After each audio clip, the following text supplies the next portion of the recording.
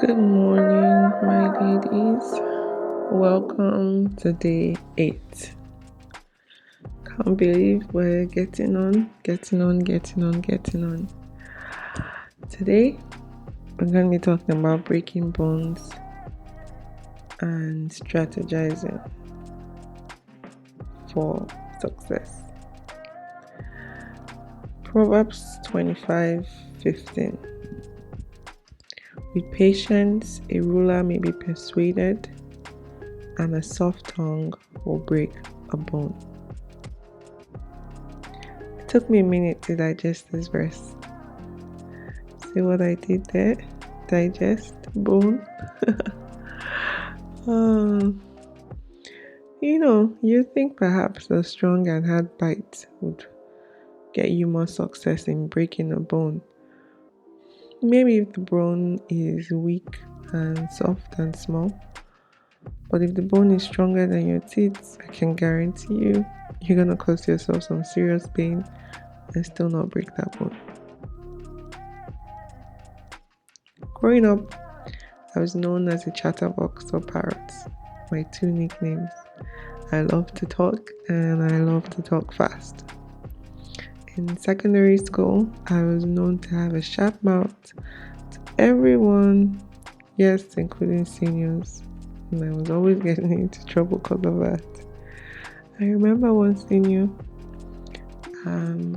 we were in night prep, and I was sat right under a fan, and she came to me and was trying to bully me to get up. And I looked at her and said, I'm not getting up. I don't care what you want to do, but I'm not getting up. I came here first. And she was livid. I don't even remember what class she was in, but she wasn't old enough for her to cause me trouble. And she said that as I'm rude to her, my seniors were going to be rude, my juniors were going to be rude to me too. And I think I was in JS1 then. I told her, I said, that means you were rude to your seniors. That's why I'm being rude to you too. And she didn't know what to say. She just stormed off. Oh gosh. I was usually convinced that I was always right, even when I didn't know anything. And so that made it hard to correct me. It never occurred to me that my opinion was not fact. And I did not respect that other people saw things differently from me. Obviously, my attitude made it hard for others to agree with me, even when I was right. And this made me more angry and gave me more of an attitude. I was obviously trying to break bone with force, but unfortunately, I kept getting my teeth cracked instead. During lockdown, I was going to visit my boo, now husband, and I decided I was going to be smart and I would leave the house earlier than curfew allowed. VIO or road safety, whichever one, they caught me and took me to the office, parked my car and collected my car keys. I tried to bluff my way out of it, but they weren't having it. As the sun kept getting hotter, I started getting more annoyed and I felt like I needed to express that. I thought perhaps if I showed them that I was a bad guy, they would let me go. So I just started making a fuss. Let's just say that there's a reason God has to deliver me from my sharp mouth, because once I start, I just cannot stop. This is another reason why I choose peace instead of war, because I'm a menace. I'm not a menace in Jesus' name.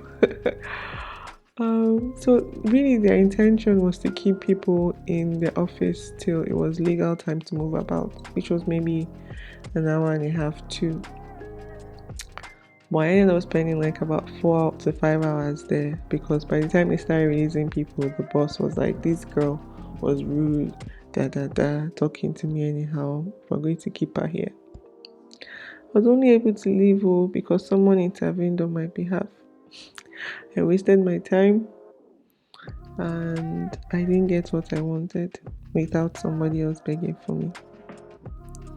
Later that year, I found myself in their custody again because of expired car papers. And this time, I chose better strategy, a soft tongue.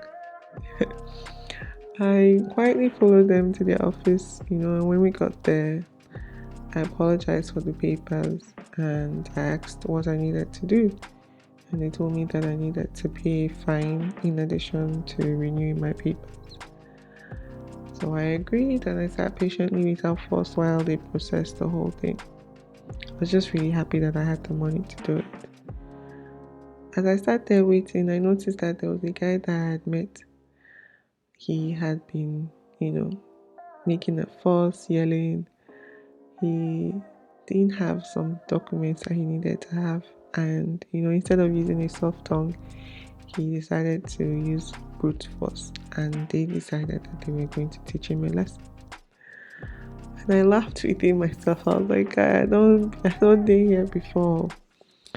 I understand, being in that space and wanting to force your way through a situation like that. And I don't understand the Nigerian perspective where you feel like sometimes those in authority abuse their power. But the honest truth is that you get more, what's it called? You get more bees with honey, right? You use a soft tongue, you're able to break the bone. You show some patience, you can persuade the ruler. Thankfully for me, my strategy worked this time. They waived my fine and then I only ended up paying renewal fees, and I thanked them, took my car keys and left. I was able to do whatever I needed to do that I set out for in the first place. I give these examples to show how much better it is to use patience and a soft tongue. Sometimes using the bragado, or many times using the bragado, to get us out of tough spots sometimes escalates the situation and gets us into more trouble. Today I gave my daughter a little piece of chicken on the bone. For me it's little, but for her it was big. But she loves chicken, she loves food. So she put the whole thing in her mouth and just kept on using her saliva gently, like babies do, licking it. And after maybe a half hour, she had actually broken the thing down into pieces. So much that I had to actually collect it from her so that she wouldn't choke on it because she had broken down into tiny pieces. She had patiently licked her chicken on the bone because she knew innately that her two tiny teeth are not strong enough to tackle the bone head on. It's important to have self-awareness about who and what we are and the tools and resources that we have. And more importantly, to be discerning enough to read the room. Look at the situation that you're in. Are you in front of a ruler? Are you in front of someone that has more arsenal than you do? Are you in front of someone that has more authority or legal standing than you do? Then evaluate and pick the right strategy so that you can increase your chances to succeed. I'm reminded of Luke 14 verse 31 to 33, where Jesus is talking about the king who's about to go out to war. He has 10,000 soldiers, but he's going to war with someone that has 20,000 soldiers. In that case, it would be wise for the king to sit down and deliberate. And seeing as he doesn't have enough soldiers, he will send out a delegation and ask for terms of peace. If he had insisted on going head-on with the king that has twice his army, he would have completely been destroyed. So, my ladies, deliberate, strategize, choose when to break bones with a soft tongue, and choose when to break bones with a strong bite. I hope you're blessed today, and I wish you a wonderful day.